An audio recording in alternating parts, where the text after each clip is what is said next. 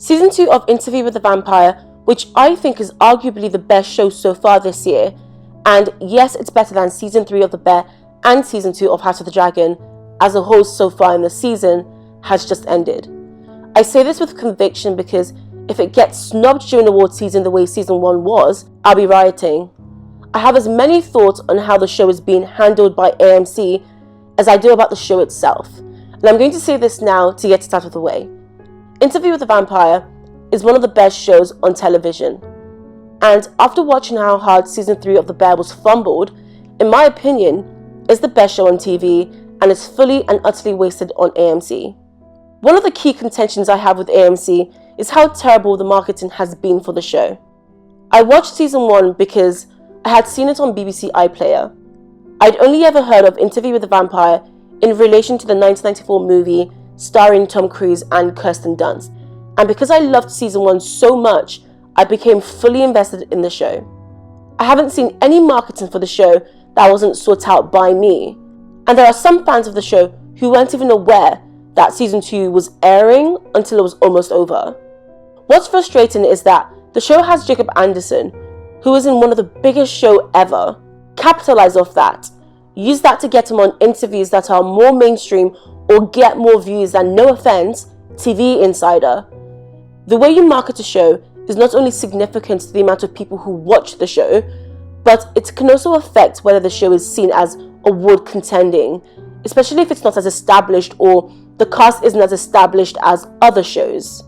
Interview with the Vampire since Season 1 has constantly been described as the best show no one's watching. Everything about the show is amazing.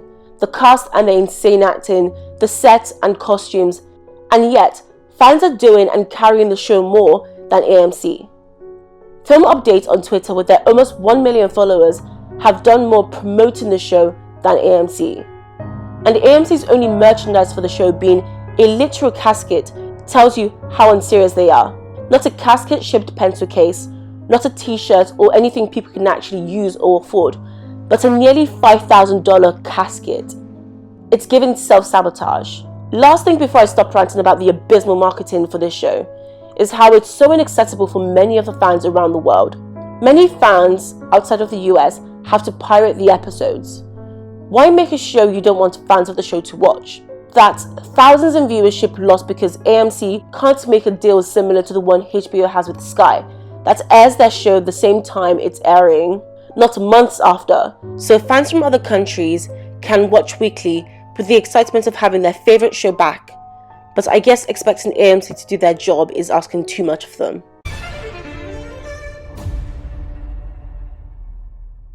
Delaney, the woman that you are. My first thought coming out of Season 2 is how great Delaney was in playing Claudia. She came into an established role that's beloved by a lot of fans of the show and also of the book and the film, and she made it her own. I can watch Season 1 and appreciate Bailey Bass's interpretation of Claudia, and I can watch Season 2 and also appreciate Delaney's interpretation of Claudia. I'm hoping people aren't feeling like they have to prefer one or the other. I really loved seeing the growth in Claudia throughout the season. In the beginning of the season, she was angry at Louis, frustrated, desperate to find other vampires and somewhere she belonged. But by the end, she had come to find peace before she was brutally murdered anyways.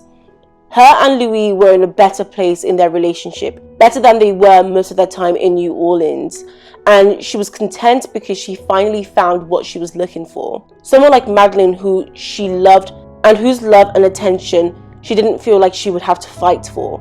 I saw Claudia in an impossible afternoon light she could never survive in. Claudia, as Madeline perceived her, resplendent, rendered even more beautiful by her beholder.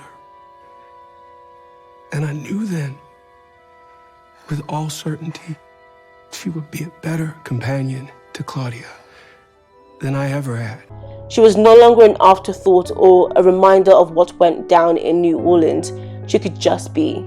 I'm going to be honest, in Season 1, I found Daniel to be a frustrating and annoying character, especially because all I could think is that Louis could kill him in seconds, And here he was being snarky, dismissive, and disrespectful. However, those exact reasons are why I loved him in season 2. That plus the fact that I have this unexpected attraction towards Eric Bogosian this season, but I digress. Daniel's sass, snarkiness, and sometimes disrespect leads to a lot of significant moments in the show, but also sometimes they're just comedic moments for the audience. Are you schizophrenic, Louis? No. He takes on a kind of therapist role for Louis and is kind of the friend that Louis has never truly had. I want to thank you for the memories you helped restore the other night. I understand these diaries much better now. Daniel is at the stage of his life where he's got Parkinson's, he's been through divorces, he doesn't have the best relationship with his children. He's literally in two vampires' coffin where he could be killed at any moment and there's nothing he could do to stop them. And yet, if that were to happen, he's not sure anyone would care enough, and I'm sure Louis and Armand have had enough practice in cleaning up after themselves, if you know what I mean.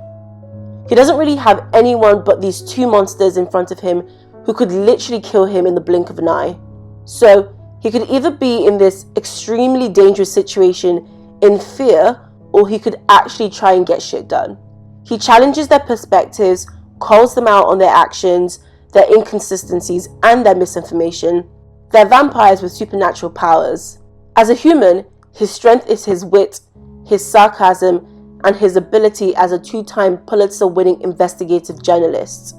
Being able to tell someone like Armand, who is one of the most ancient and powerful vampires, that you're going to ignore him because, yes, he could kill you, but he won't, is brave.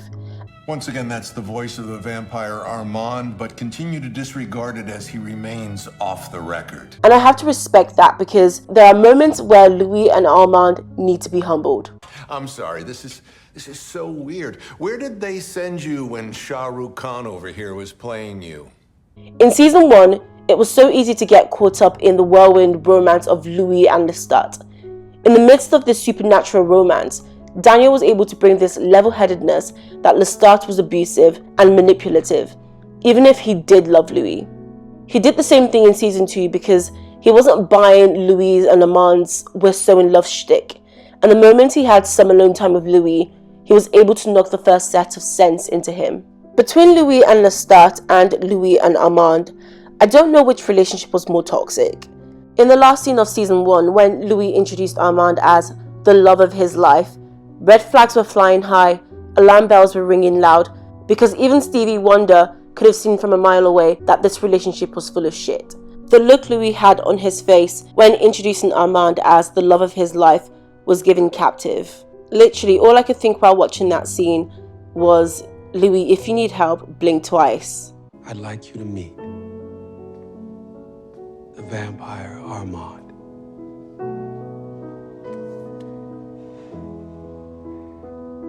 The love of my life.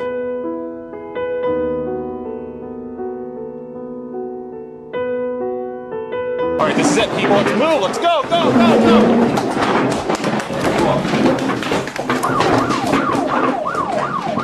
At the end of episode 1 of the season, where Louis was trying to reassure Claudia, As long as you walk the earth, I'll never taste the fire. You understand me?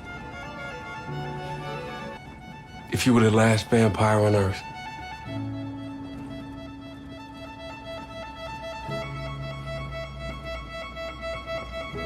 it would be enough. You and me. Me and you.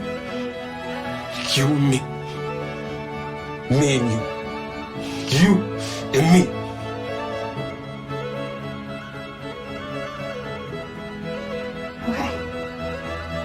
Okay. I had my hopes up that Louis could for once be what Claudia needed, considering that she's always been that to him.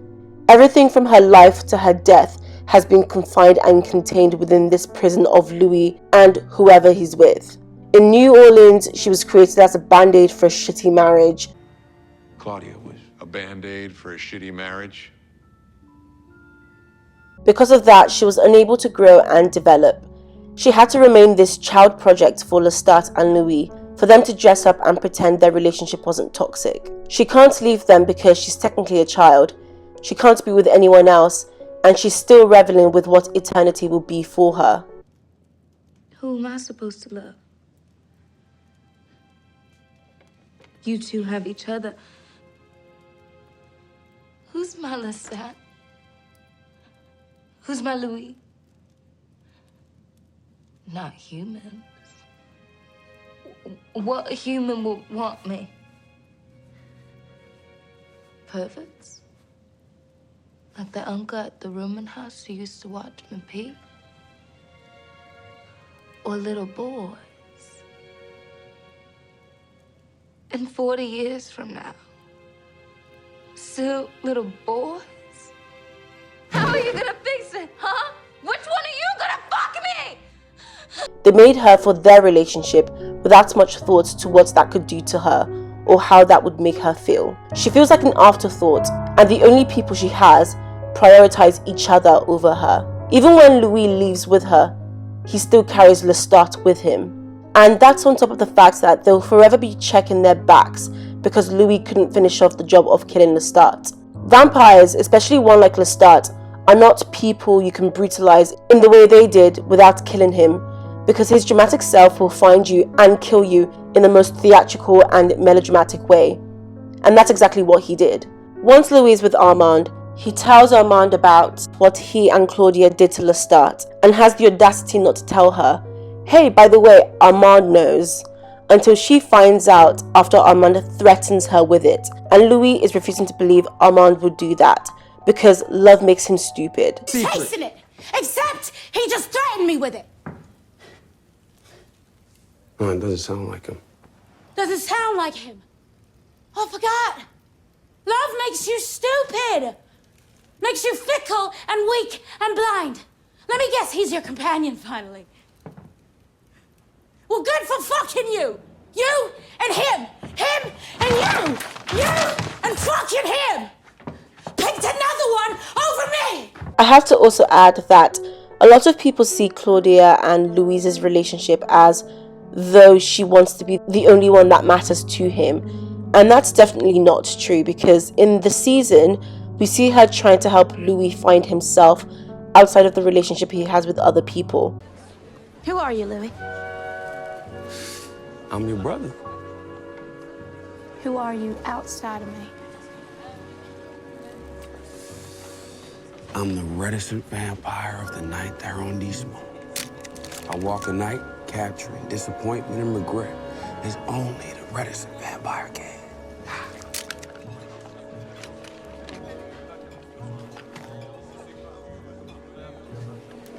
If there was no me,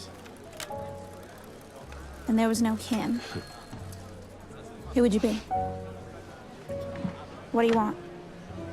How you gonna get there?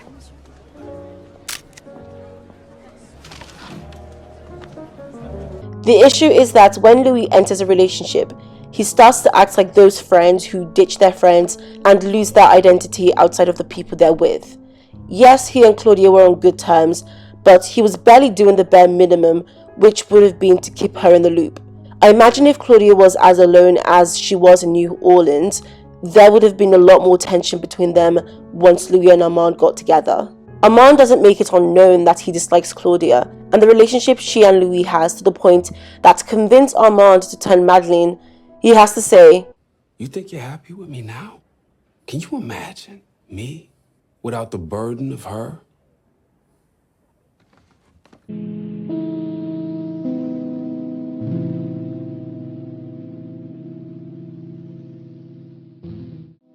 she was seen as a burden to Louis with Lestat in New Orleans, and she's seen as a burden to Louis with Armand in Paris. And the irony in this is that in Paris, Louis and Claudia were pretty independent of each other, especially when Claudia joined the coven and when she met Madeleine. She's taken a more adult role for herself in Paris, and in the beginning of season 2, we see she's actually the one looking after and watching out for Louis. She had stowed us away in ships, trains, and wagons. She had asked the desperate farmers and rationed soldiers to teach her their languages before she killed them. And when she had cobbled together enough words and grammar, she stopped asking. And even then, she's still seen as a burden. In fact, even in season 1, from after Lestat batters Louis and almost kills him, we see her take on a more adult role in helping Louis rehabilitate. But also, after Louis forgives Lestat, she becomes defensive and protective of him. If anything, Louis was more of the burden on Claudia. Just her very existence is seen as a burden, and she's only able to have a short time feeling at peace and wanted before the trial happens. Even her death is about Louis and Lestat. It's about the fact that they should never have made her and she shouldn't exist. About the fact that she was a burden and the reason why Louis didn't love Lestat. She's been scapegoated as the downfall for an already shitty and toxic marriage between Louis and Lestat. Her entire life, from her birth to her death, is about Louis and the unfortunate relationships he finds himself in that not only impact him, but her as well. Claudia deserved better, and everyone that had a hand in her and Madeline's death can burn in the hottest, darkest pit of hell. It gets to a point where you have to admit Louis' toxic relationships are self-inflicted. Dude was seeing visions and hallucinations of his ex. He killed an innocent person at the park, hallucinating that it was Lestat. He was having full-blown conversations with someone who wasn't there. I told you I loved you. Go away! Calm down. And you said nothing. What the hell with you? And somehow, he thought what he should do is to enter a relationship with the ex of the ex he's hallucinating. And one looked up at the painting and saw that Teresa's dead husband was Roberto. He had eloped with his enemy's widow. It's a telenovela. At this point, this isn't unfortunate. This is stupidity. Clearly, Lestat never loved Armand half as much as he loved Louis. And Louis is still irrevocably in love with Lestat. So all Armand has got to be feeling in this relationship is inadequate. Because his competition for Louis is literally a hallucination. And he's losing. I could feel the movement of air with his movements. His breath on the back of my neck. If I were to reach out and touch his hand, I wouldn't say it was his hand, but it was not his hand. And you weren't feeling Lestat in the room? No. And I was not aware he was as present as it seems he was. This also makes me wonder why Armand thought this relationship made sense to enter and stay in. He clearly has an inferiority complex because of his past being sold into literal slavery and being upped and left by Lestat, which made me consider whether Armand was this sick mastermind or just someone who sees and takes opportunities. Since Paris, Louis and Armand have this dominant role play where they pretend Louis is the one with all the control and power, when in fact Armand is this ancient powerful vampire who even the sun can't turn to ash, unlike Louis, who's relatively young in comparison and has very little knowledge on vampires and their extensive supernatural powers. We see this play in Paris and San Francisco. You sure about that, Armand? Yes, maître. So was that all a ruse to make Louis feel like he had some level of power and autonomy in their relationship to keep him there, while Armand retained the ultimate power of keeping Louis exactly where he wanted him and being able to literally mess with his brain and psyche? Lestat was more powerful than Louis, and we see him literally physically dominate Louis because he can. Armand is even more powerful than Lestat, and there are moments when he could if he wanted to, but he always has a level of restraint and submission to Louis that can't be anything more than pretend. Because I do believe Armand loves Louis, or he thinks he loves Louis, but he was going to see Louis literally die and took the accolades for saving Louis when it was in fact Lestat who saved Louis. I have to assume he wasn't distressed by the idea of Louis dying, considering he wasn't just aware of the trial, he literally directed it. He didn't witness the play. He directed the play. So, Was he always in love with Louis, and after Lestat arrived in Paris thought he'd lose Louis, so it was better for him to die? Or did he just not care if Louis died and decided to change strategies and took the opportunity when it was clear Louis was not going to die? Which is it?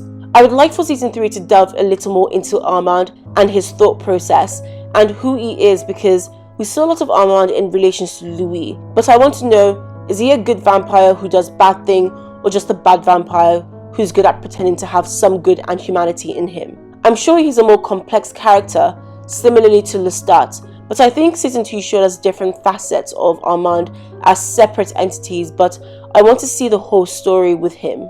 I'm excited to talk about the Paris coven and Santiago because I love to hate him. When we first met him, I loved him, his theatric, his devilishness. Ben Daniels was sublime in this role because I'm not afraid to say that Santiago's introduction while he was on stage in episode 2 was one of my favorite acting on the show. Everything you're about to see is real. Remember that when you leave here tonight. You are all complicit, repugnant, and appalling! I love you for it. And I welcome you, even as you disgust me.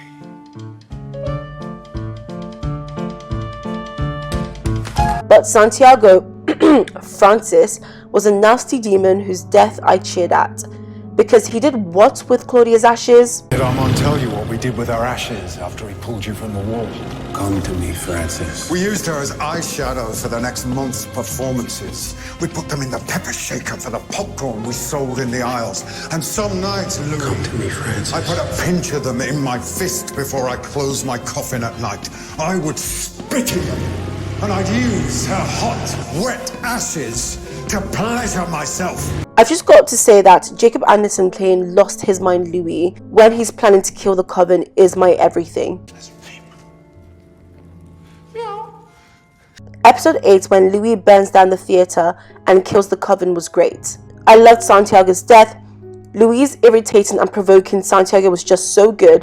The desperate begging, the urine racing down your leg as Francis desperately tried to take back his wish to be a vampire. I can see your maker's face now. Embarrassment washing over it. As you ask, can I be called Santiago? Go. Your maker's voice, as he walked away. I don't care what you call yourself. The fact that Santiago's death wasn't drawn out was flawless. It made the time they did have on screen all the more perfect. As much as I would have liked to have more of the coven in season 2, I don't think more would have been necessary, and the time they were given was perfect. I blame Lestat for Claudia being so desperate to want some family that she fell head over heels for the Paris coven so quickly and so recklessly, because the moment she gets sworn into the coven and they inform her she's fated to play a little girl for the next 50 years, it's one of those "It was at this moment that she knew. She fucked up" moments. Claudia could not catch a break. She got turned so young, her very existence is literally illegal, and the moment she tries to escape that and thinks she's found that family that she's always wanted to belong to, it turns out that was all a ruse, and her worst nightmare is her reality. From the moment we meet the coven, it was very clear that they belong to Santiago, because Armand doesn't seem to be a good leader and had no control, which actually makes me believe he's not this mastermind to Louis. He's just weak and is more accustomed to being submissive, which doesn't really correlate with the fact that he's one of the oldest, most powerful vampires. And Louis telling Armand they're going to stay in Paris and he's really good at running things had me hollering, because there's no way, after what we saw in season 1 of the show with the Azalea being shut down and him literally causing havoc in New Orleans, I'm supposed to take Louis at his word that he can run stuff, and as if to prove my point, he doesn't run shit. I felt real embarrassment for Armand in episode 6 when he thought he was keeping Santiago under a watchful eye, But instead, Santiago was leading the coven 10 steps ahead of whatever he and Louis thought they were doing, and plotting behind their backs. Also, when Sam calls Santiago Maitre, I laughed more than I probably should have, because Armand's failing to scheme effectively for a position that he's already lost. Literally, for a lot of season 2, I was just praying Louis and Claudia were like, wait, we could be anywhere in the world. Why are we in Lestat City with his old coven who literally have a shrine to him? In episode 4, when Santiago is imitating Louis and mimicking him, he read him to filth. And as much as I think Santiago was just nasty to Louis and was most likely jealous of the freedom Louis seemed to have, I do see where he and the rest of the coven were coming from. There's one rule for them and another for Louis. Louis can pick and choose what he wants to be involved in with the coven. The issue isn't only that Louis was existing outside of the coven, but he was being reckless and making it dangerous for them. Killing and not cleaning up after himself, having public outbursts, and talking to hallucinations while they have curfews and rules that they have to follow. What annoyed me is how ineffective Armand was at leading the coven.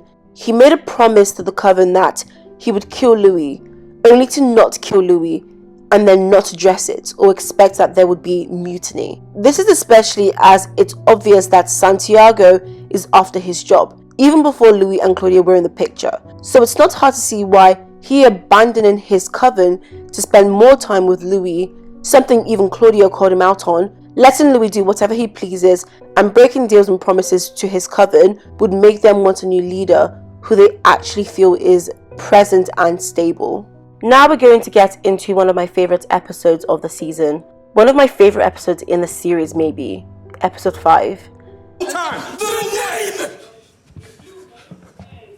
name! Unuttered in our home for 23 years, said over and over again until it was pounding in my brain like a hammer. Our problems aren't about him. And you threw her name around just for cover, but it always circled back to him.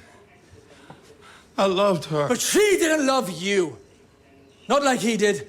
Not like I have. The acting in that was bone-chilling, and considering that was the first scene Assad filmed for season 2, I need him to win awards. Some of his line deliveries were immaculate. Everyone I know wrongs me. Okay. Let's wake the boy up and let's try you.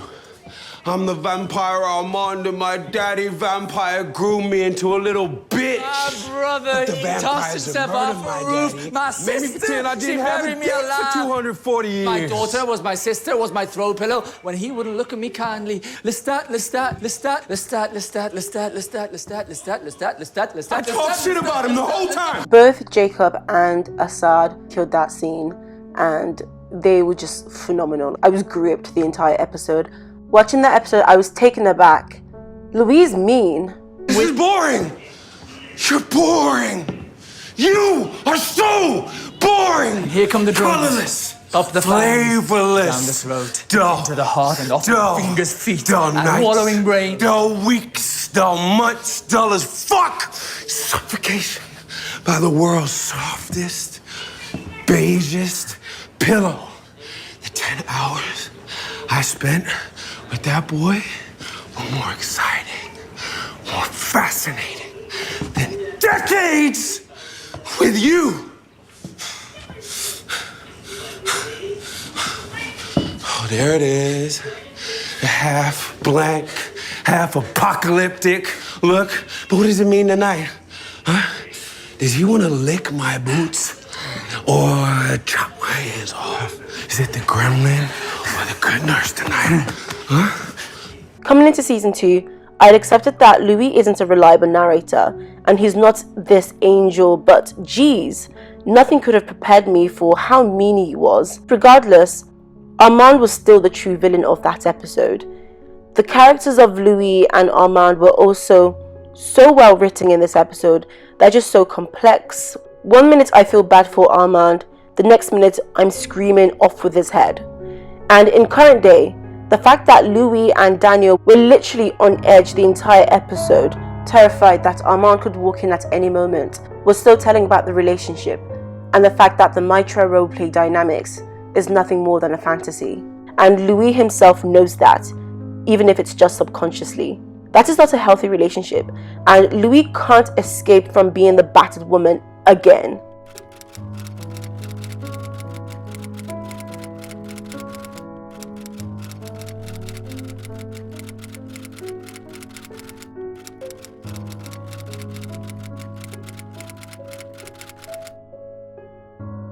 I loved her. But she didn't love you. Not like he did. Not like I have. Seeing Louis in San Francisco is just sad.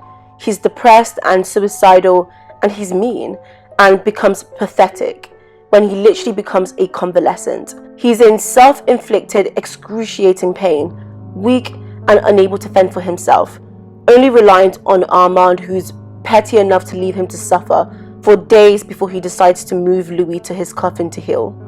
Armand's lack of self-esteem is dangerous because you've got this all-powerful ancient vampire who in his jealousy can punish Daniel, who he's jealous Louis finds fascinating, as well as Louis, his companion who he claims is the love of his life. The fascinating boy. He's fine. Oh, he's fine. You're fine. This is fine. We're all fine. I know that you can argue that the things Louis was saying in this episode could have just been the straw that broke the camel's back. But from what we find out at the end of the season, Armand's not being truthful or genuine. The entire relationship, and especially post-Paris, after he was a part of a sham trial to try and kill Louis, was based on a seismic lie. 77 years based on a seismic lie. So I can't really feel bad as though he's a victim, because not only do you find out at the end of the episode that he's messing with Louise's memory, as well as Daniel's memory, but by the end of the season, you know he betrayed Louis and was part of a plan that would see Louis die. He said, I will not harm you. And I never have. Also, I still just think Armand self-inflicted this feeling of inferiority because he got into a relationship with a man he knew was not over his ex. The same ex who was his ex, who exasperated his feelings of inferiority. All the while, he's fucking with people's brains, their memories, and getting away with it. In episode 6, his excuse is that Louis asked him to remove his memory, knowing that Louis has no memory of that, so he can't prove if that's true or lies. And his best bet would be to trust the man he spent over 70 years of his life with. You've remembered what you did to yourself in San Francisco, and you're angry that I erased it.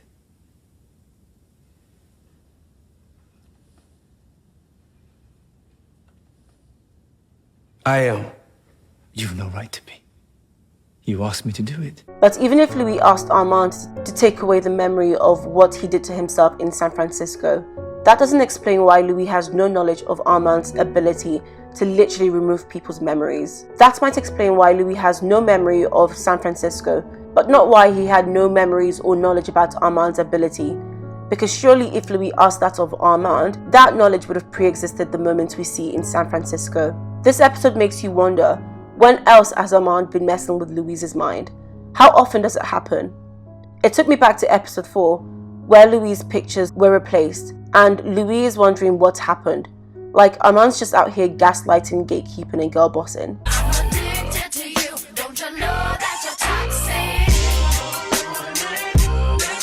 Armand's truly terrifying because he's this vampire who can make himself appear submissive and altruistic, when he's in fact rewiring your brain. At least with Lestat, you know what you're getting. With Armand, you can spend almost an entire century with him, and you don't know who he truly is. What is the truth when it comes to him?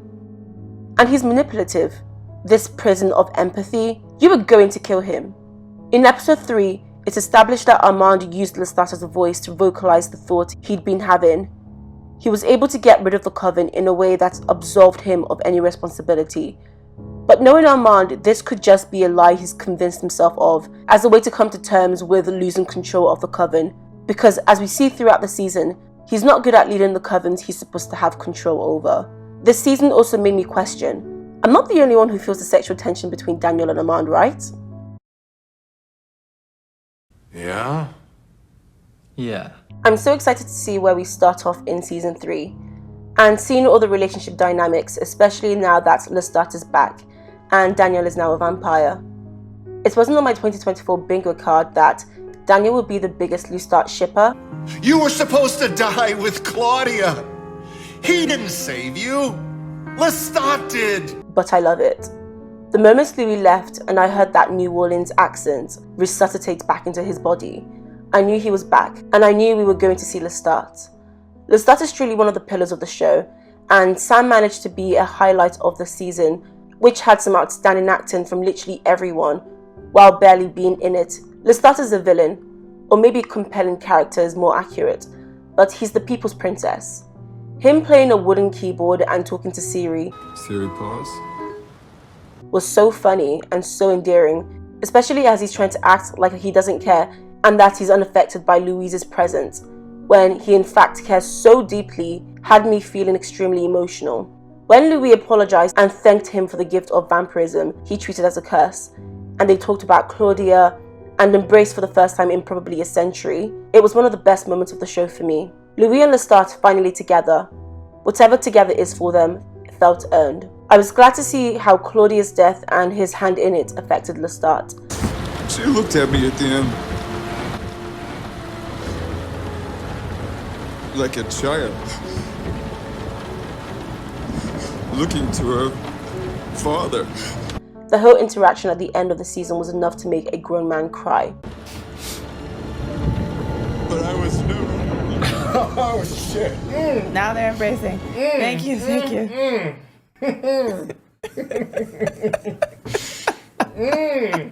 If you haven't watched Sintel's reaction for the Interview with the Vampire series, you definitely should. The end of episode 8 was just the perfect closure for both Louis and Lestat, that if season 3 was never going to happen, or if they went to endgame, I would feel at peace. But as there is going to be a season 3, I'm excited to see more of Louis and Lestat with some semblance of a healthy relationship, which I hope is romantic. I'm so glad with how Interview with the Vampire season 2 ended, because it's so great to see Louis in a better place than he's ever been on the show. He's finally in a place of acceptance with what he is and who he is and everything that's happened that's led him to where he is now. And I think that just from the final shot of the show, you see that he can be by himself now. He's no longer reliant on any one other person. You know, it's been Lestat, then it was Claudia, then it was Lestat again, then it was Armand. So I'm so excited to see where that takes him in the next season. I'm really looking forward to seeing what they do with the characters next season. I'm so excited to see whatever relationship is cultivated between Armand and Daniel, because I kind of ship it, but I think Daniel deserves better, but I don't know, they just have this really nice chemistry. But yeah, I mourn Claudia, and she deserved better than the ending she got, but I'm glad she got to meet Madeline and she got to be seen and loved in the way she deserved. I hope you enjoyed watching this video as much as I enjoyed making it, because Interview with the Vampire is genuinely one of my favorite TV shows, and I think it's one of the best things on TV at the moment, or it was one of the best things when it was airing. It's one of the few shows that changes a lot from the source material, but in a good way. Thanks again if you watched to the end of this video. Bye!